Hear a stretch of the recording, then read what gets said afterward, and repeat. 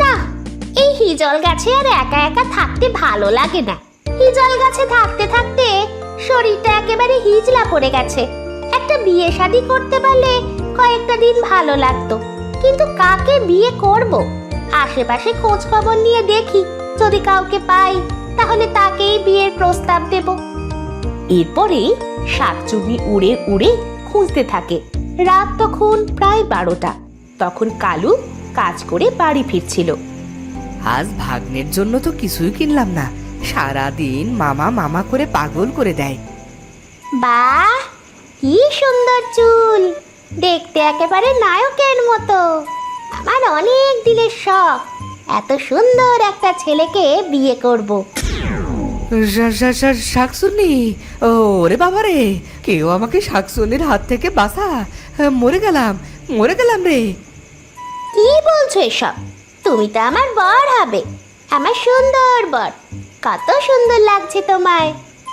কিন্তু আমি কোনো শাকচুন্নিকে কোনোদিনও বিয়ে করব না। ছেড়ে দে আমায়, ছেড়ে দে বলছি। বিয়ে তোকে করতেই হবে, নইলে যে তোকে মেরে গাছে ঝুলিয়ে রাখবো। না, আমার সাথে এরকম করো না, দয়া করে আমাকে ছেড়ে দাও। তোকে বিয়ে করার জন্য আমি সব করতে পারি। তোকে আমার অনেক ভালো লেগেছে। শাকচুন্নি তার জাদু দিয়ে কালুর মন বদলে দেয়। কালু শাকচুন্নিকে বলে, চলো বউ, চলো আমার বাড়িতে চলো। দাঁড়াও, আগে মানুষের রূপ নিয়ে নি। এই রূপে গ্রামবাসী আমায় দেখলে মেরে ফেলবে। শাকচুন্নি তার রূপ বদলে এক সুন্দরী মেয়ে হয়ে যায়। চলো আমার সুন্দর জামাই, চলো আমাকে তোমার বাড়ি নিয়ে চলো। হ্যাঁ বউ, হ্যাঁ, এসো আমার সাথে।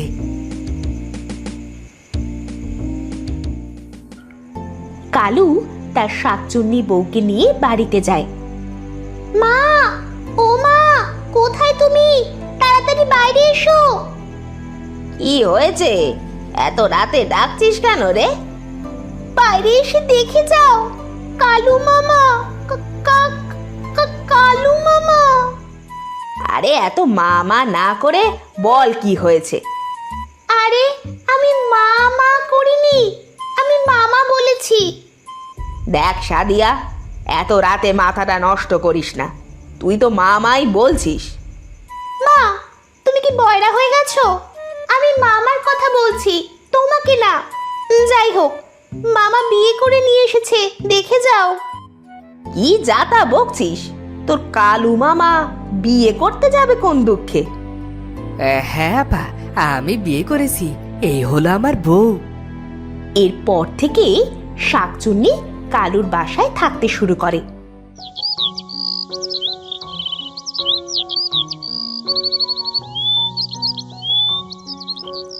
একদিন কালু কাজে গেলে শাকচুন্নি রান্না করতে যায়।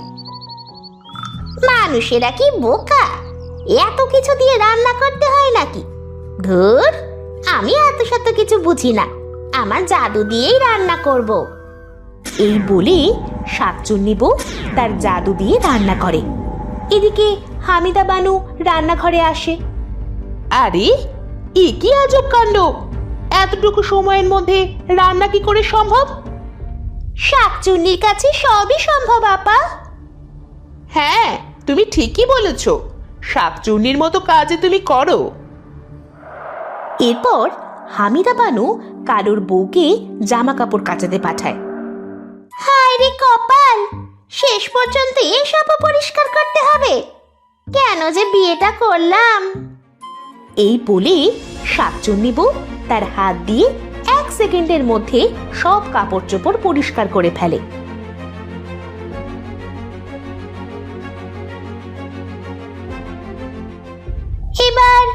এবার এগুলো শুকোতে হবে, একটা ফুঁ দিলেই সব শুকিয়ে যাবে। শাকচুন্নি বউ একটা ফুঁ দিয়ে সব কাপড় চোপড় শুকিয়ে ফেলে।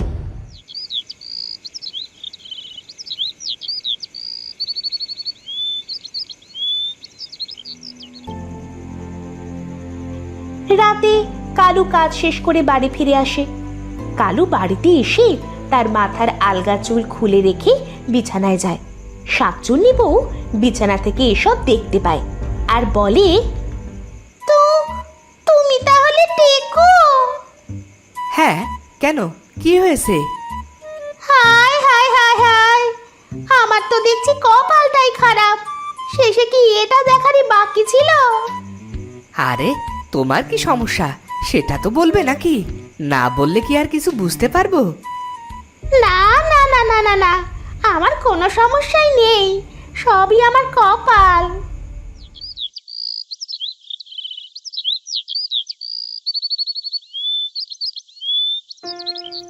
পরের দিন সকালবেলা হামিদা বানু তার মেয়েকে বলল, সাদিয়া, আরে এই সাদিয়া, কোথায় তুই? কি হয়েছে মা? এই তো আমি। এই নে মাছ, এগুলো তোর মামিকে দিয়ে বল কুটে দিতে। সাদিয়া তার মার কথা মতো শাকচুন্নি বউয়ের কাছে মাছ নিয়ে যায়। শাকচুন্নি বউ মাছ পেয়ে অনেক খুশি হয়। যাক বাবা, কতদিন ধরে কাঁচা মাছ খাই না, এবার তাহলে ইচ্ছেটা পূরণ হবে। মামি, তুমি মাছগুলো কাটো, আমি ছাই নিয়ে আসছি। এই বলে সাদিয়া চলে গেল। এদিকে একলা ঘরে শাকচুন্নি বউ মাছ কাটছিল। আশেপাশে তো কেউ নেই, এবার যতটা পারি কাঁচা মাছ খেয়ে নি, পরে আর নাও খেতে পারি। এই বলে শাকচুন্নি বউ কাঁচা মাছ খেতে থাকে। এদিকে সাদিয়া যে ঘরে প্রবেশ করতে যাবে, তখন মনে মনে বলল, আরে এ কি কাণ্ড, মামি দেখছি কাঁচা মাছ খাচ্ছে, এটা কি করে সম্ভব? মামি, এই মামি, তুমি এসব কি করছো? চুপ, একদম চুপ, কোনো কথা বলবি না। আমার মাছ খেতে ভালো লাগে। আমি, তুমি তাহলে শাকচুন্নি? আরে আরে, আমি শাকচুন্নি, আর কথা বলিস না, আমি মাছগুলো খেয়ে নি। কিন্তু তুমি যে শাকচুন্নি, এটা জানলে মামা তো তোমার সাথে আর সংসার করবে না। করলে করুক, না করলে না, ওই টেকোর সাথে আমিও সংসার করতে চাই না। ভেবেছিলাম শাকচুন্নি হয়ে একটা সুন্দর লোককে নিজের বর হিসাবে পাবো। মানে ঠিক বুঝলাম না, তুমি কি তাহলে শাকচুন্নি হওয়ার আগে বিয়ে করেছিলে? তা নয় তো কি, যখন আমার 18 বছর ছিল তখন আমি দেখতে অনেক সুন্দর ছিলাম। একদিন একটা লোক আমাকে বিয়ের প্রস্তাব পাঠায়। মা, আমার মা, আর না করিস না, এই ছেলেটাকে তুই বিয়ে করে নে। না মা, এই টেকো মাথার বয়স্ক ছেলেকে আমি বর হিসেবে মেনে নিতে পারবো না। তাতে কি হয়েছে, ছেলের অনেক টাকা পয়সা আছে, তুই সারা জীবন সুখে শান্তিতে থাকতে পারবি। এরপরে আমার মা বাবা আমাকে জোর করে টেকো ছেলেটির সাথে বিয়ে দিয়ে দেয়, কিন্তু কয়েকদিন ভালো কাটলেও একদিন সমস্যা হয়। তুই শেষে কিনা এক টেকো লোককে নিজের বর করে নিলি? কি আর করবে রে, সবই লোভ রে, সবই লোভ। মানুষের কথা আমি আর সইতে পারিনি। একদিন বাসা থেকে পালিয়ে চলে এলাম পথের সামনে থাকা এক হিজল গাছে। তারপরে নিজের ওড়না পেঁচিয়ে মুক্তি পেলাম ওই টেকো বরের কাছ থেকে। কিন্তু শাকচুন্নি হলেও আমার একটা সুন্দর বর পাওয়ার ইচ্ছে ছিল, তাই একদিন রাতে তোমার মামাকে সুন্দর দেখে তার বউ সেজে চলে আসে এই বাড়ি। আর একদিন জানতে পারলে তোমার বরটাও টেকো। তুমি ঠিকই ধরেছ, এবার আমি এই টেকো লোকটাকে মেরে ফেলবো, ও আমার সাথে বিশ্বাসঘাতকতা করেছে।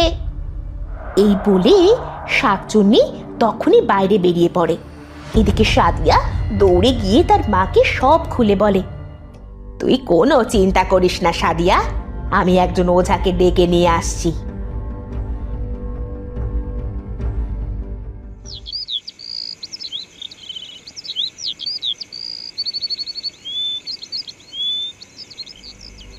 সাদিয়ার মা একজন ওঝাকে নিয়ে আসে। ওই শাকচুন্নির অনেক ক্ষমতা মা জননী, এটাকে তাড়ানো সহজ হবে না। যত টাকা লাগে আপনাকে দিব, আপনি আমার ভাইটাকে রক্ষা করেন। ওঝা মন্ত্র পড়া শুরু করে, আর শাকচুন্নি বউ ওঝার সামনে মানুষের রূপ থেকে শাকচুন্নিতে রূপ নেয়।